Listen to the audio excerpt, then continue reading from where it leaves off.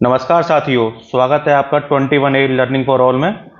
साथियों, आज बीएड परीक्षा का अंतिम पेपर था जो कि पेडागोजी के पेपर थे। तो पेडागोजी के पेपर में से हम आपके लिए साइंस 1 फिजिक्स केमिस्ट्री की आंसर की लेके आए हैं। तो बिना किसी टाइम वेस्ट किए हुए हम शुरू करते हैं। पहला क्वेश्चन, एक उपलब्धि परीक्षण के निर्माण का प्रथम सोपान है। तो इसका आंसर होगा परीक्षणों का निर्माण, परीक्षणों की योजना बनाना। दूसरा, मौखिक परीक्षण का महत्व है। तो इसका आंसर है उपयुक्त सभी। तीसरा क्वेश्चन, अवलोकन का प्रकार है। तो अवलोकन का दोनों प्रकार होते हैं, सहभागी अवलोकन और असहभागी अवलोकन। तो इसका आंसर सी होगा। क्वेश्चन नंबर चौथा, निबंधात्मक परीक्षण का दोष है। तो ये तीनों ही निबंधात्मक परीक्षण के दोष माने जाते हैं। पांचवा क्वेश्चन, निम्नलिखित में से कौन सा वस्तुनिष्ठ परीक्षा का एक प्रकार नहीं है। तो निबंधात्मक प्रकार वस्तुनिष्ठ परीक्षा का प्रकार नहीं होता है। तो इसका आंसर सी होगा। क्वेश्चन नंबर 6, एक मूल्यांकन डैश है यदि यह लगातार समान छात्रों के साथ समान परिणाम प्राप्त करता है। तो इसका आंसर होगा विश्वसनीय। नेक्स्ट क्वेश्चन, क्वेश्चन नंबर 7, लिखित परीक्षाओं का प्रकार है। तो यह तीनों ही लिखित परीक्षाओं के प्रकार होते हैं। तो इसका आंसर होगा डी। क्वेश्चन नंबर 8, एक प्रश्न या एकांश की प्रमुख विशेषता है। तो दोनों ही, एक प्रश्न या एकांश या इंग्लिश में हम कहते हैं आइटम, दोनों ही इसकी विशेषताएं होती हैं। क्वेश्चन नंबर 9, एक उपलब्धि परीक्षण निर्माण का अंतिम सोपान है। तो इसका अंतिम सोपान होता है परीक्षण का मूल्यांकन करना। 10वां क्वेश्चन, व्यवहारिक कार्यों में वैज्ञानिक ज्ञान के व्यवस्थित अनुप्रयोग को कहते हैं। तो इसको कहते हैं टेक्नोलॉजी यानी प्रौद्योगिकी। 11वां क्वेश्चन, प्रकृति के लिए विज्ञान का मूल्य है। तो इसका आंसर होगा ए, वास्तविकता। नेक्स्ट क्वेश्चन, क्वेश्चन नंबर 12वां, वैज्ञानिक विधि का प्रथम पद है। तो इसका प्रथम पद होगा परिकल्पना। नेक्स्ट क्वेश्चन, क्वेश्चन नंबर 13, भौतिक विज्ञान का ज्ञान उपयोगी है। तो तीनों में ही भौतिक विज्ञान का उपयोग हम कर सकते हैं। क्वेश्चन नंबर 14वां, आधुनिक विज्ञान का पिता किसे कहा जाता है। तो आधुनिक विज्ञान का पिता गैलीलियो को कहा जाता है। क्वेश्चन नंबर 15वां, वैज्ञानिक विधि का अंतिम पद है। तो वैज्ञानिक विधि का अंतिम पद होता है रिपोर्ट यानी प्रतिवेदन। 16वां, ज्ञान का क्रमबद्ध रूप है। तो ज्ञान का क्रमबद्ध रूप विज्ञान होता है, जो एक साइंस की डेफिनेशन भी है। क्वेश्चन नंबर 17वां, निम्नलिखित में से कौन सा विषय विज्ञान के अंतर्गत नहीं आता है। तो दर्शन शास्त्र विज्ञान विषय के अंतर्गत नहीं आता है। क्वेश्चन नंबर 18वां, निम्नलिखित में से कौन सा एक सिद्धांत निर्माण का पद है। इसका आंसर है डी, तीनों ही ये एक निर्माण के पद हैं। क्वेश्चन नंबर 19वां, वह विधि जिसमें हम सामान्य से विशिष्ट की ओर चलते हैं। तो वह विधि कहलाती है निगमन विधि यानी नियम से उदाहरण की ओर। क्वेश्चन नंबर 20वां, पृथ्वी की परिक्रमा करने वाला पहला कृत्रिम उपग्रह कौन सा है। तो इसका आंसर होगा सी, स्पुतनिक 1। क्वेश्चन नंबर 21वां, साइंस शब्द लिया गया है। तो यह लैटिन भाषा से लिया गया है। क्वेश्चन नंबर 22, टेलीस्कोप का आविष्कार किसने किया। तो यह गैलीलियो ने किया। क्वेश्चन नंबर 23, राष्ट्रीय विज्ञान दिवस मनाया जाता है। तो यह 28 फरवरी को राष्ट्रीय विज्ञान दिवस मनाया जाता है। क्वेश्चन नंबर 24, विज्ञान की प्रकृति है। तो विज्ञान की प्रकृति तार्किक होती है। क्वेश्चन नंबर 25, पेनिसिलिन का आविष्कार किसने किया। तो इसका आंसर है ए, फ्लेमिंग। क्वेश्चन नंबर 26, निम्नलिखित में से कौन सा विज्ञान शिक्षण में पाठ्य सहगामी गतिविधि है। तो इसका आंसर है ए, विज्ञान क्लब। क्वेश्चन नंबर 27, इनमें से कौन सा कथन विज्ञान की प्रकृति का वर्णन नहीं करता है। तो इसका आंसर होगा ए, विज्ञान नीरस है। विज्ञान नीरस नहीं होता है, इसलिए इसका आंसर है ए। क्वेश्चन नंबर 28, निम्नलिखित में से क्या विज्ञान द्वारा विकासित नहीं होता है। तो इसका आंसर होगा स्थिर मनोदशा, static mindset. Question number 29, NCF 2005 के अनुसार अच्छी विज्ञान शिक्षा नहीं होनी चाहिए, तो इसका आंसर होगा सी, विज्ञान शिक्षक के लिए ही सही।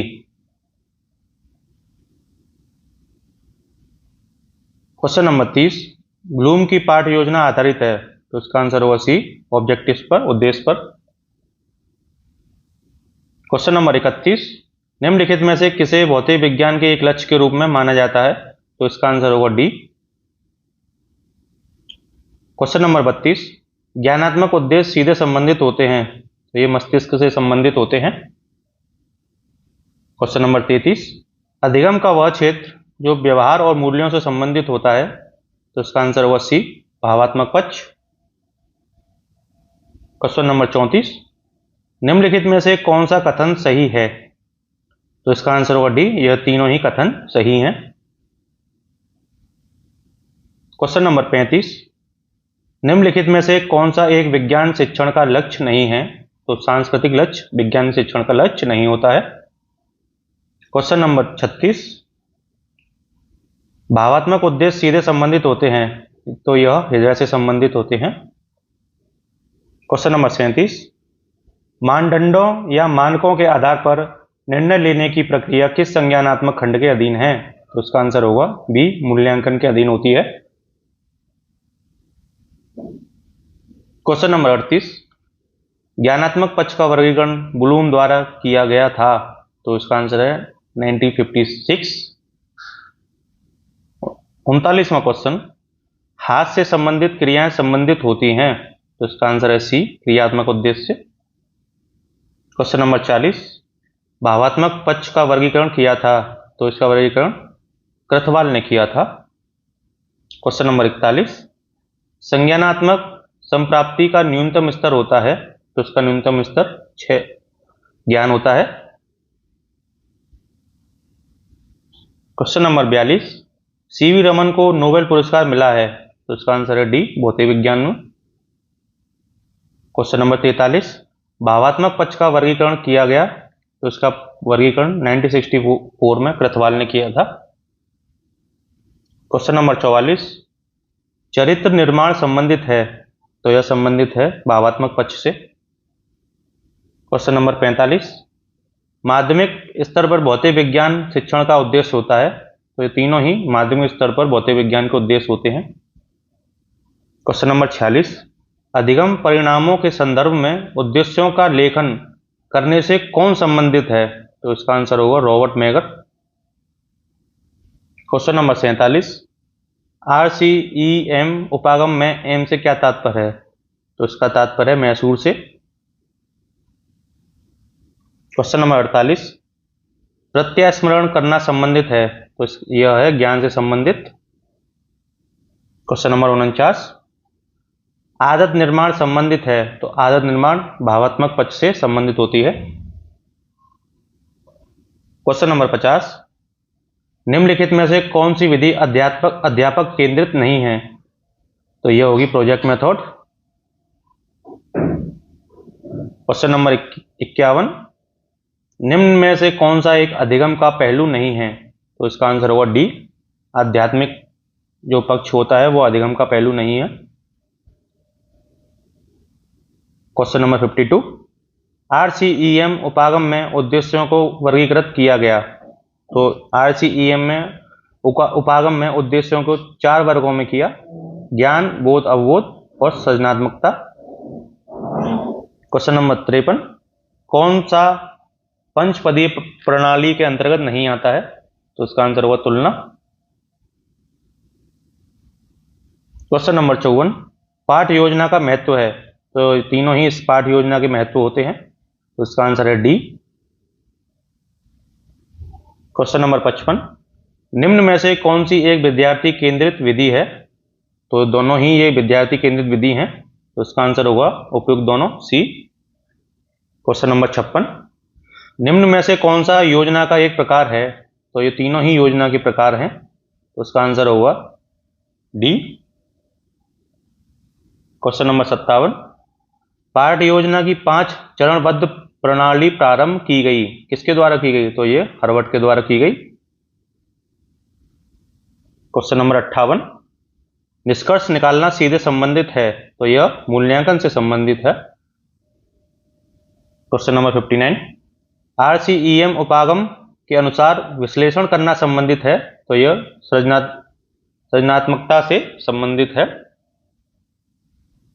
क्वेश्चन नंबर 60, विकासात्मक प्रश्न पूछे जाते हैं, तो इसका आंसर होगा डी। ये प्रेजेंटेशन के बाद पूछे जाते हैं, प्रेजेंटेशन के टाइम पर।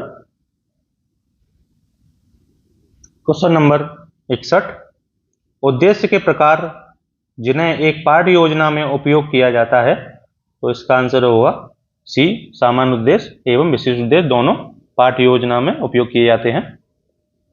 क्वेश्चन नंबर 62, अधिगम परिणामों के संदर्भ में उद्देश्यों के लेखन का उपागम है, तो यह उपागम किसने दिया?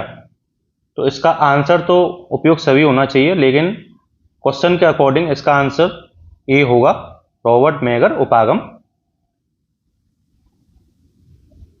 क्वेश्चन नंबर 63, निम्न में से क्या एक सहायक सामग्री है? तो ये तीनों ही सहायक सामग्री होती हैं।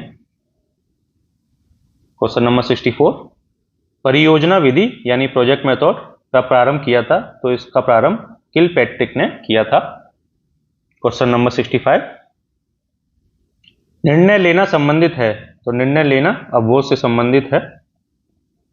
क्वेश्चन नंबर 66, किसने कहा था शिक्षण विधि शिक्षा प्रक्रिया का एक गतिशील कार्य है? तो यह वेस्ले ने कहा था।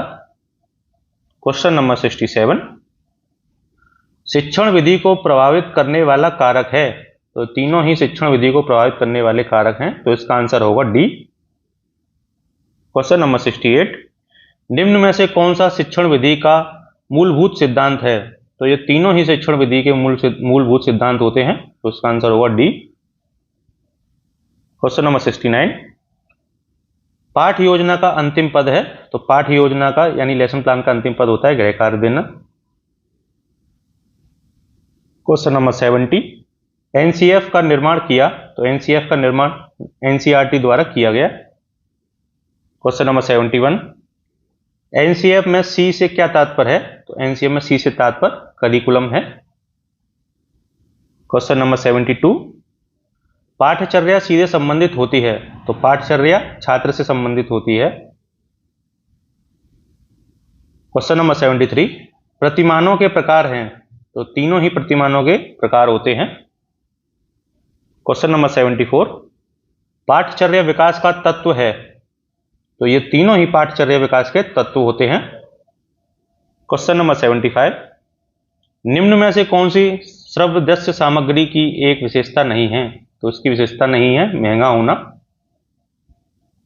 76, ब्लूम के वर्गीकृत मॉडल के अंतर्गत अंतिम डोमेन है, तो इसका आंसर होगा मनोगत्यात्मक डोमेन। 3 डोमेन दिए थे ब्लूम ने, संज्ञानात्मक, भावात्मक और क्रियात्मक, जिसको हम मनोगत्यात्मक डोमेन भी कहते हैं। क्वेश्चन नंबर 77, पाठचर्या का प्रकार है, तो तीनों ही ये पाठचर्या के प्रकार हैं। OHP यानी ओवरहेड प्रोजेक्टर में P से क्या तात्पर्य है? तो P से तात्पर्य है इसका प्रोजेक्टर से।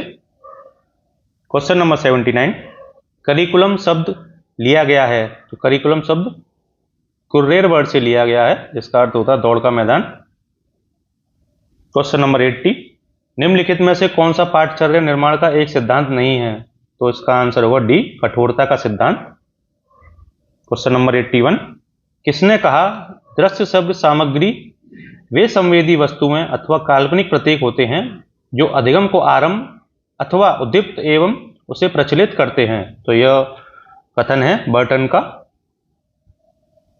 क्वेश्चन नंबर 82, श्रव्यदृश्य सामग्री का कार्य है, तो तीनों ही ये कार्य श्रव्यदृश्य सामग्री के होते हैं। Question number 83, non projective teaching ads is, तो इसका आंसर होगा ब्लैक बोर्ड यानी श्यामपट्ट। क्वेश्चन नंबर 84, श्रव्यदृश्य सामग्री के उपयोग का सिद्धांत है, तो तीनों ही ये सिद्धांत श्रव्यदृश्य सामग्री के होते हैं, तो इसका आंसर होगा डी। 85 क्वेश्चन, किसने कहा है पाठचर्या में वे सभी गतिविधियां शामिल होती हैं जिन्हें एक विद्यालय अपने शैक्षिक उद्देश्यों की प्राप्ति हेतु करवाता है? तो इसका आंसर होगा मुनरो। क्वेश्चन नंबर 86, दृश्य सहायक सामग्री का उदाहरण है? तो इसका उदाहरण होगा ग्लोब। क्वेश्चन नंबर 87, प्रौद्योगिकी के आधार पर श्रव्य दृश्य सामग्री को वर्गीकृत किया जा सकता है?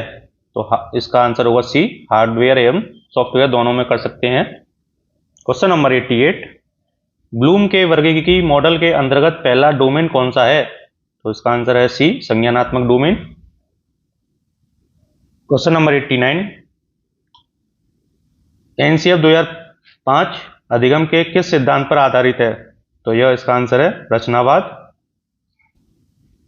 क्वेश्चन नंबर 90, श्रव्य दृश्य सामग्री का उदाहरण है? तो ये दोनों ही श्रव्य दृश्य सामग्री के उदाहरण होते हैं। इसका आंसर होगा सी।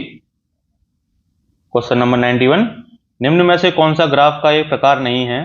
तो पाई ग्राफ एक ग्राफ का प्रकार नहीं होता है। क्वेश्चन नंबर 92, एलसीडी में डी से क्या तात्पर्य है?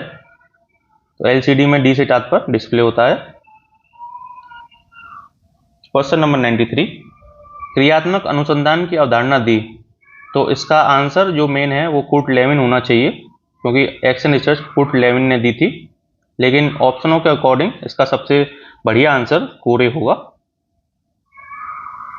क्वेश्चन नंबर 94, क्रियात्मक अनुसंधान की विशेषता है? तो ये तीनों ही क्रियात्मक अनुसंधान की विशेषताएं होती हैं। क्वेश्चन नंबर 95, डगलस और हॉलैंड के अनुसार उपलब्धि परीक्षण का प्रकार है? तो ये दोनों ही उपलब्धि परीक्षण के प्रकार होते हैं। क्वेश्चन नंबर 96, निम्न में से किस शोध की प्रकृति वृत्तीय होती है? तो इसका आंसर है क्रियात्मक अनुसंधान यानी एक्शन रिसर्च। क्वेश्चन नंबर 97, भौतिक विज्ञान पाठ्यपुस्तक की आवश्यकता या महत्व है? तो ये तीनों ही भौतिक विज्ञान पाठ्यपुस्तक की आवश्यकता हैं। क्वेश्चन नंबर 98, आशुचरित उपकरण है? तो ये तीनों ही आशुचरित उपकरण होते हैं। क्वेश्चन नंबर 99, किसने कहा था शिक्षकों, पर्यवेक्षकों और प्रशासकों द्वारा अपने निर्णयों तथा क्रियाओं की गुणवत्ता में सुधार हेतु किया जाने वाला अनुसंधान ही क्रियात्मक अनुसंधान है? तो इसका आंसर होगा डी, बी कोरे। अंतिम प्रश्न, क्वेश्चन नंबर 100, एक उत्तम परीक्षण की विशेषता है? तो तीनों ही उत्तम परीक्षण की विशेषताएं होती हैं। इसी के साथ हमारी यह आंसर की समाप्त होती है। यदि आपको हमारा कंटेंट अच्छा लगा हो तो उसे अपने दोस्तों के साथ शेयर करें, लाइक करें, सब्सक्राइब करें और ऐसे ही इसी प्रकार हमें सपोर्ट करते रहें। धन्यवाद।